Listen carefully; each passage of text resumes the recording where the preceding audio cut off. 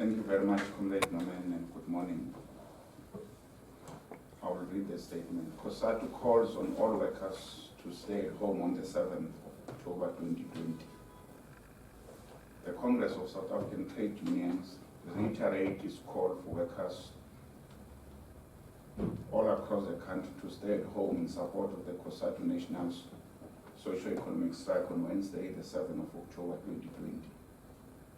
This is a Section 77 protected national strike that form parts of our International Day of Decent Work. The Federation is encouraging workers to exercise their right to challenge and contest this rigged economic system, and will be targeting government, private sector employers, and law enforcement agencies. The strike remains a primary tool of exercising power that workers have at their disposal. We need to take a stand and push back against this flagrant theft of taxpayers' funds and the disgraceful abandonment of the working class by policymakers and decision makers. The only way to undo this corrupt system is through a disruption and non-cooperation and obstruction.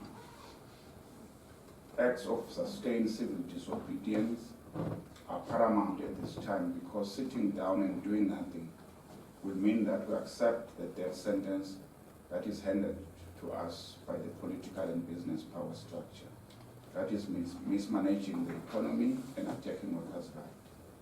We need to refuse to be fooled by empty commitments and public declaration, but demand action and effectiveness from our leaders.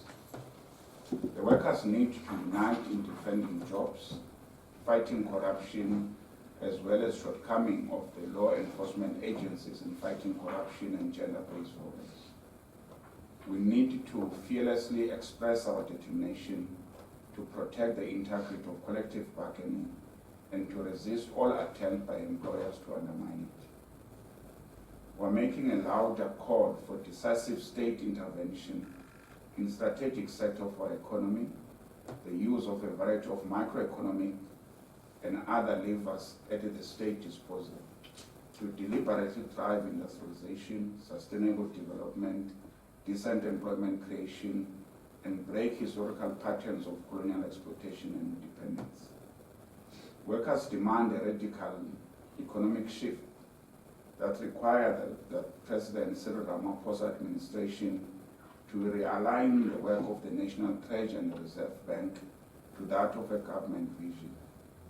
The 51% decline and the loss of 2.2 million jobs is an indictment on the performance of the cabinet.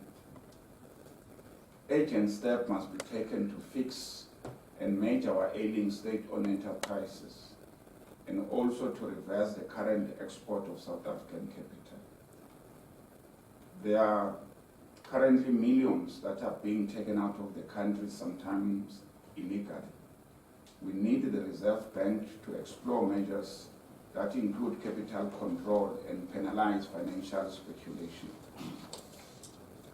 Despite Labour's massive contribution to help to keep the economy afloat, with the UIF TERS fund and also Cosatu presenting a solid plan to fix a crisis-ridden ESCOM, workers are still being targeted, exploited, and victimized with legal consequences. Cosatu did warn that Treasury's austerity strategy was bound to depress demand and thus cause a deep recession.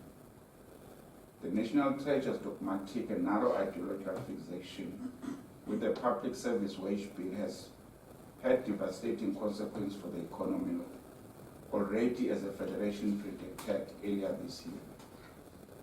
The proposed draconian public service cut in the public service wage bill have plunged this economy that gets 60% of the revenue from consumption expenditure into economic meltdown. These are the worst consequences for the township economy and poverty in the rural areas.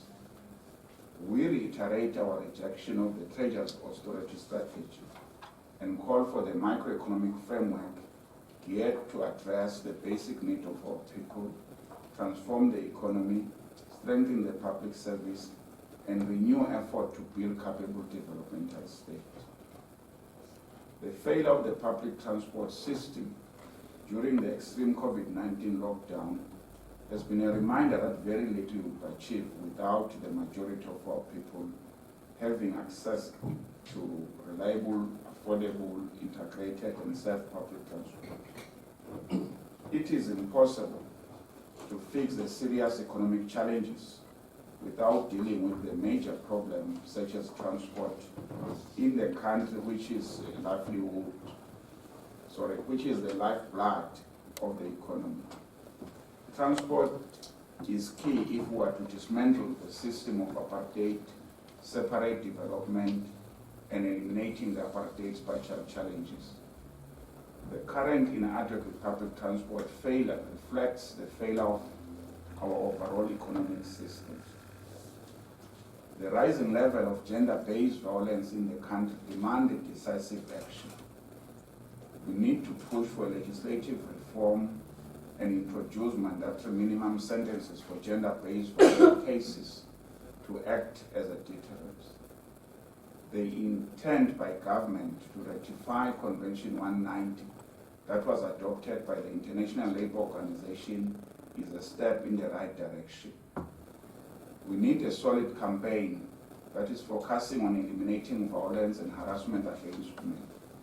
We demand that decision makers move with speed to tackle this scourge. These strategies mean that we cannot afford to fight meaningless battles against one another when the ship is sinking.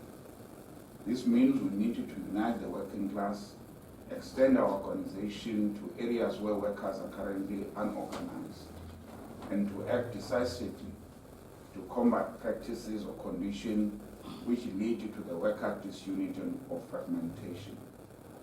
It is only through the unity that workers will have an effective engine to drive the changes we want to see at the workplace, in the economy, and at a political level. Employers in government and in the private sectors must not be allowed to divide us or reverse the workers' victories.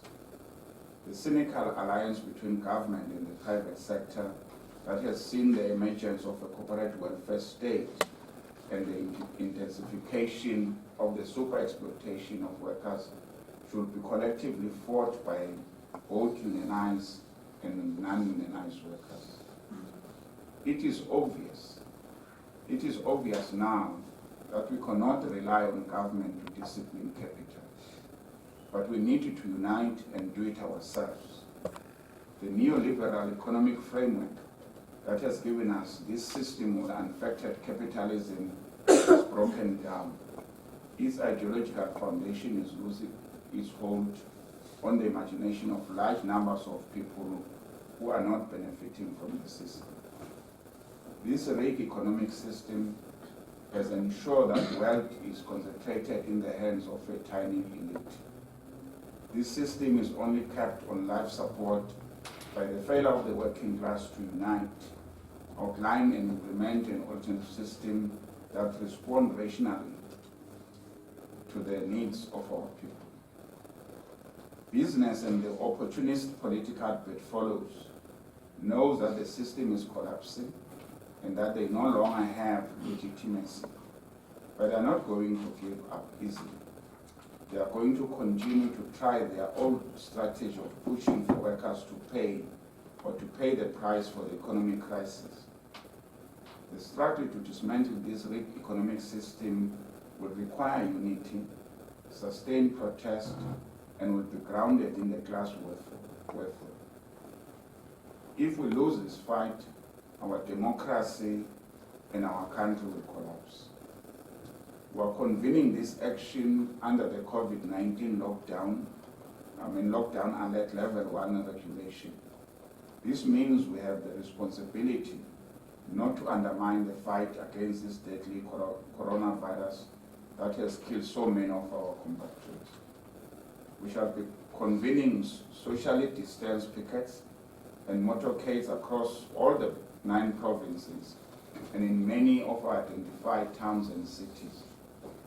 This decentralization of our activities will ensure that workers are involved and all able to participate all over the country, but also our activity to not spread this deadly virus.